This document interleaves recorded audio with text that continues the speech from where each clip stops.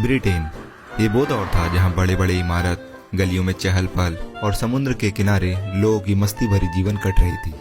और दूसरी तरफ शहर से कई किलोमीटर दूर साफ आसमान, एक अकेलापन जहाँ किसी को कुछ ना हासिल करने की भी गम नहीं थी। पेड़ पौधे, गुफा, और वहीं एक डरावना गुफा जहाँ 6 लोग एडवेंचर की तलाश में जाते हैं लेकिन कभी वापस नहीं लौट पाते। ये है मॉसदेल केव।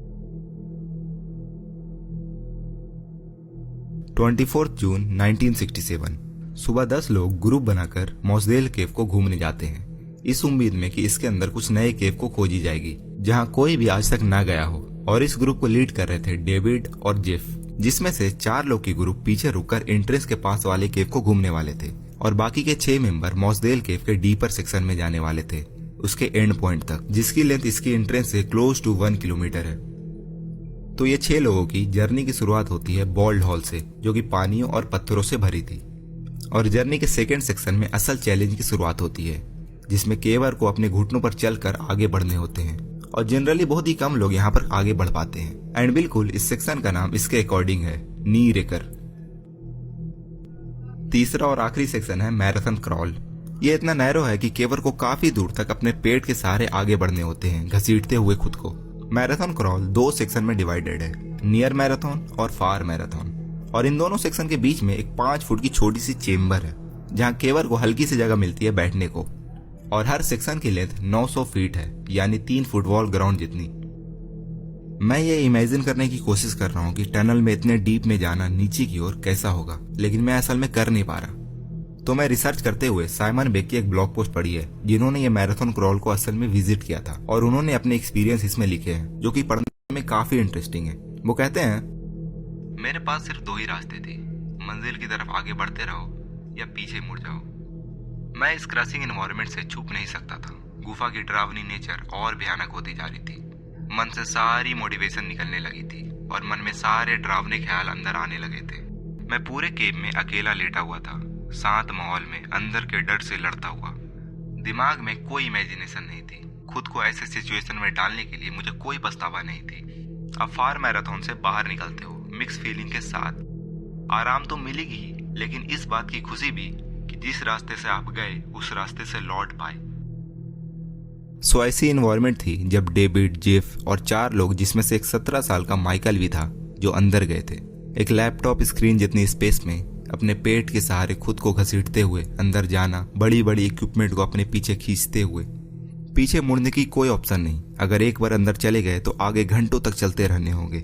फार मैराथन के आखिर तक पहुंचने के बाद वो एक आखिरी पड़ाव को पार करते हैं, जिसमें वो और भी छोटे पैसेज को क्रॉस करते हैं, अपनी बॉडी को स्क्वीज करके, जिससे आगे नए केव को खोजा जा सकता है। इसमें कोई शक नहीं थी कि वहां केवर पैनिक और एंजाइटी झेल रहे थे। इसलिए नहीं कि वो जगह क्लोस्ट्रोफोबिक थी, बल्कि इसलिए क्योंकि वहां सच में खतरे थे। वहां हमेशा पानी की स्ट्रीम बहते रहती थी। मॉसदेल केव में बाढ़ आनी आम बात थी। शाम 5 बजे पहली ग्रुप अपनी केविंग कंप्लीट कर लेते हैं, लेकिन दूसरी ग्रुप आज मिडनाइट तक केव में रहने वाले थे। आसमान में काले बादल मंडराने लगते हैं और 7 बजे तक तेज बारिश शुरू हो जाती है। मोराइक फॉब्स, जो कि डेविड की फियोंसे थी, उसके लिए घबराने की बात नहीं थी, क्योंकि केव की एंट्रेंस की सिचुएशन अच्छी थी। 9 बज चुके थे, लेकिन बारिश रुकने का नाम नहीं ले रही थी। और जब मोराइक फॉब्स केव्स के एंट्रेंस पर जाती है तो देखकर दंग रह जाती है। केव की एंट्रेंस पानी में डूब चुकी थी और वहां लेक बन चुकी थी। मोराइक डर से 4 किलोमीटर दूर तक दौड़ती है और रेस्क्यू अलार्म को बजाती है।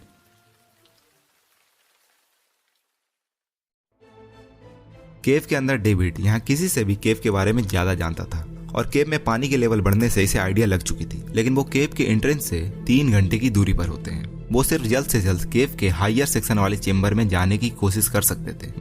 माइकल और जेफ सबसे आगे थे, तो वो लौटने के लिए स्टार्टिंग के सबसे नैरो सेक्शन को क्रॉस करते हैं। पीछे 4 लोग अपने इक्विपमेंट को गैदर करते हैं और आगे बढ़ते हैं, जिसमें डेविड सबसे ज्यादा कॉन्फिडेंट था कि वो केव से बाहर निकल जाएगा। अब पहली बार थी कि पानी की लेवल नीचे से नहीं बढ़ रही थी, बल्कि इसके सामने से, इसके फेस की तरफ से आ रही थी। वो कोशिश करते हैं पैसेज के ऊपर के क्रैक में अपने फेसेस को उठाने की, ताकि सांसें मिलती रहे। पैनिक और एंजाइटी के बावजूद भी वो सिचुएशन को आराम से संभाल रहे थे, लेकिन पानी की लेवल मिनट मिनट बढ़ रही थी और सच्चाई यही थी कि वो लोग कुछ नहीं कर सकते थे। जॉन, जो टनल में सबसे पीछे था, वो अपने दोस्तों की आवाजें सुनता है, जो चिल्ला कर कह रहे थे कि आगे मत आओ, पीछे मुड़ जाओ। लेकिन जॉन जब तक पीछे मुड़ता, वो पानी में डूब चुका था। सर के ऊपर इन्हें एक क्रैक नजर आती है जिसमें वो अपने सर को ऊपर उठाता है, लेकिन वो क्रैक बेहद टाइट थी इसके फिट होने के लिए और वो वहीं जैम हो जाता है और पानी के लेवल बढ़ने से इसकी भी मौत हो जाती है।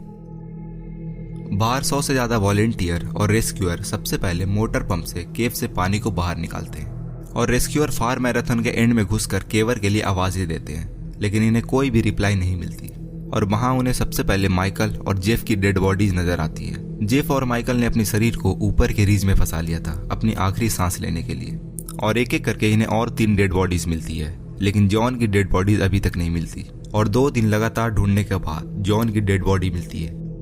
एक नैरो पैसेज में जहां से हिलना भी मुश्किल हो वहां से पानी में दम घुट कर मरना कैसा होगा ये हम इमेजिन भी नहीं कर सकते। सभी डेड बॉडीज को बाहर लानी बेहद मुश्किल काम थी, इसलिए बॉडीज को वहीं रहने दिया जाता है और केव को हमेशा के लिए सील कर दी जाती है।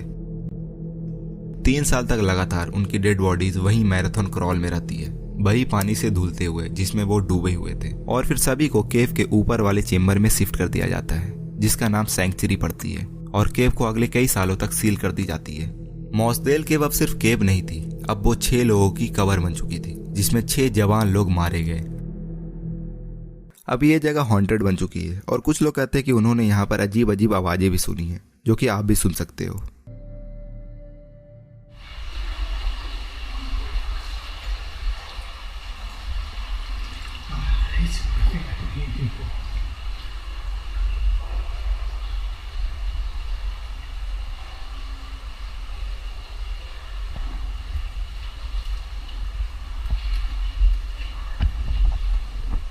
हो सकता है ये आवाजें वहां की इन्वायरमेंट और पानी की हो, लेकिन थोड़ी सी डरावनी तो है। तो अब आते हैं सबसे इंपॉर्टेंट सवाल पर जो लोगों ने मेरे प्रीवियस वीडियो में पूछे थे। तो आखिर क्यों इन 6 लोगों को अंदर जाने की जरूरत पड़ी? क्यों वो खुद को जोखिम में डालकर एक नैरो स्पेस में चलते हैं जहां पता नहीं वो कभी लौट पाएंगे या नहीं?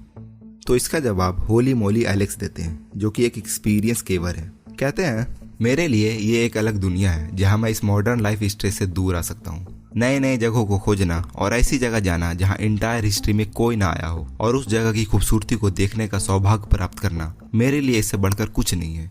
और दूसरी चीज अच्छी लगती है कि यहाँ आपके शरीर का एक एक अंग आप फुल पोटेंशियल में यूज करते हो। सोचने समझने की शक्ति, पैनिक मोमेंट में भी शांत रहना, आप जिंदगी की असल मतलब सीखने लगते हो। आप खुद को वैल्यू करना सीखते हो और आपके पास जो है उसके लिए शुक्रगुजार होने लगते हो। और हाँ, आप खुद को चैलेंज करते हो, खुद को लिमिटलेस पुश करते हो एक अलग एक्सपीरियंस के लिए। मैं मानता हूँ केवल मॉडर्न डे पायनियर है जो नई जगहों में जाते हैं, जैसे कि एस्ट्रोनॉट स्पेस में, डाइवर्स ओशियन में। और केविंग इसलिए भी तो स्पेशल है कि कोई भी थोड़ी सी हिम्मत करके और बिना कोई पैसों के ये एक्सपीरियंस कर सकता है, अनलाइक अदर मिलियनर्स। सो आपको आइडिया लग गया होगा कि केवर को अंदर जाने की मोटिवेशन कहाँ से मिलती है। ये आसान है कि कहीं दूर से बैठकर ये सोचना कि केविंग बुरा है, लेकिन रियलिटी में ऐसा नहीं है। जिन्होंने भी मॉसदेल केव में अपनी जान गंवाई, श्योर उन्होंने रिस्क लिया, but some time you have to take risk to live the life to fullest.